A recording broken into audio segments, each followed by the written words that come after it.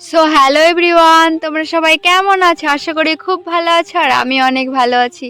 তো আজকে হলো জন্মাষ্টমী, সবাইকে জানাই জন্মাষ্টমীর অনেক শুভেচ্ছা। তো আজকে আমি রাধা সেজেছি, তোমরা কমেন্ট করে বলো যে আমাকে দেখতে কেমন লাগছে। তো আমি পুরো একা একাই রেডি হয়েছি, আর প্রত্যেক দিন তো আমি একা একাই রেডি হই।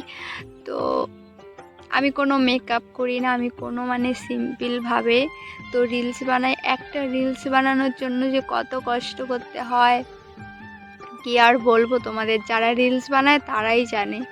তো আজকে আমি যাব পুকুর পাড়ে রিলস বানাতে। তো তোমাদের সাথে সেটাই শেয়ার করব। পুরো ভিডিওটি দেখবে, কেউ স্কিপ করবে না। তো আমাদের বাড়ির থেকে বেশি দূরে না, তো পুকুর পাড়ে। তো এই পুকুর পাড়টা, তাই আমি এখানেই ভিডিও বানাবো।